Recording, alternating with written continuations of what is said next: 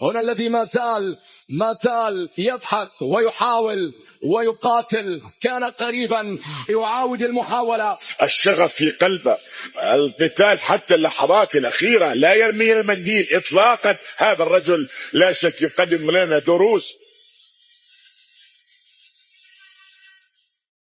ورط نفسك، ده الحل في كلمتين: ورط نفسك. لو انت عايز تحقق حاجة ما حققتهاش قبل كده، فجهز نفسك انك تعمل حاجة ما عملتهاش قبل كده، وده معناه في بعض الاحيان انك تبدأ قبل ما تكون جاهز. فزي ما قلت لك ان الحل في كلمتين: ورط نفسك.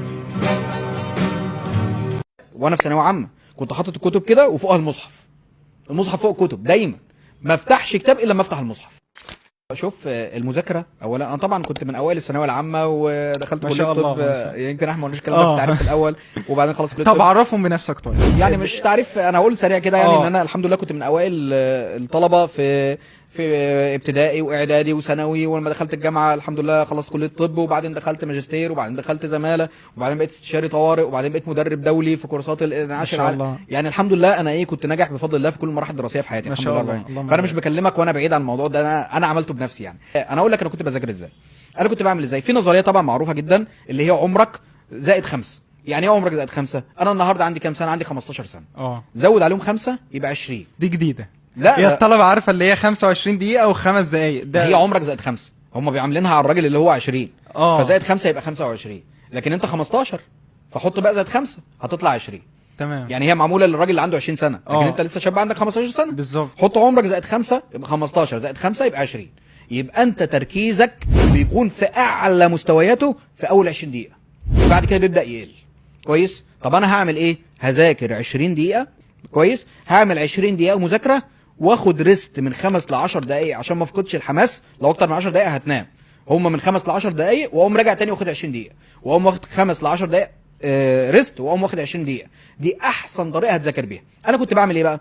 كنت بقوم واخد 20 دقيقه مذاكره، وال10 دقائق دول لازم اعمل فيهم طاعه.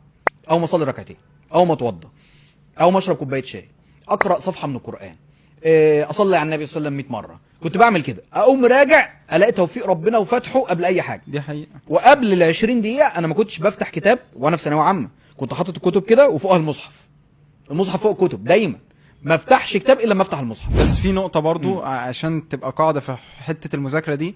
ذاكر زي ما انت قادر تذاكر. يعني هو واحد دايما يقولوا ايه، ذاكر بعد الفجر. طب هو واحد بيعرف يذاكر بالليل اصلا. انا بنام بعد الفجر، ما ذاكر بالليل. بالظبط. اللي هي مش قاعده عامه بنقول له ذاكر عدد الساعات ده وعدد الدقائق ده، ولكن هو بنقول الافضل. ايوه هو ده. بص ده الغالبيه، لكن انت ممكن تكون مش من الغالبيه، انت ممكن تكون اشطر من الغالبيه. ايه يعني؟ بالظبط. انت بتعرف تذاكر في الوقت اللي محدش بيعرف يذاكر فيه، خلاص دي ميزه استغلها. يعني افرض الناس ما بتعرفش تذاكر بالليل، بس انا بعرف اذاكر بالليل. الناس بتحب تذاكر بعد الفجر، وانا بنام بعد الفجر. نام بعد الفجر ما لهاش قاعده. المهم في النهايه هي مهمه تخلصها لي وخلاص. خلصتها ازاي انا ماليش دعوه، كل واحد له طريقته. انت مش محتاج وقت زياده على السوشيال ميديا، انت محتاج استخدام صح للسوشيال ميديا.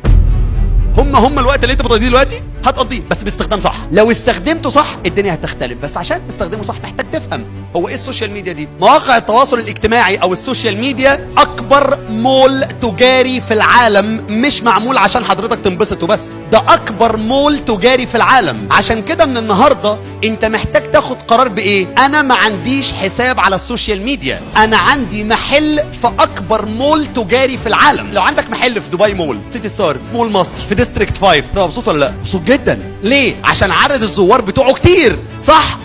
بس في المول بيكون في مشاهدين وتجار. نفس الكلام على السوشيال ميديا، في مشاهدين اسمهم الفيورز، وفيهم السيلرز التجار. لو انت بتتعامل مع الحساب بتاعك على السوشيال ميديا من المنطلق ده، والله ما هتخش تضيع وقت، هتخش تسأل سؤال واحد: اجيب منه فلوس ازاي؟ بعد ما تكتب اهدافك هنا بيك تاخذ الورقه هذه تمام وتسوي فيها زي كذا، وتسوي فيها زي كذا، وتسوي فيها برضو زي كذا. خايف تنسى هدفك مثلا، او خايف تنسى اهدافك؟ شوف اهدافك، حلمك، احلامك اذا ما كانت موشمه بمخك من اول ما تصحى من النوم لحد ما تنام، هذا مش هدف، هذا مش حلم. عمرك بحياتك ما راح تحقق هذا الشيء. انسى انك تحقق هذا الشيء في حال ما كنت 87,000 ساعة يوميا تفكر بهذا الشيء. ليش تكتب أهدافك؟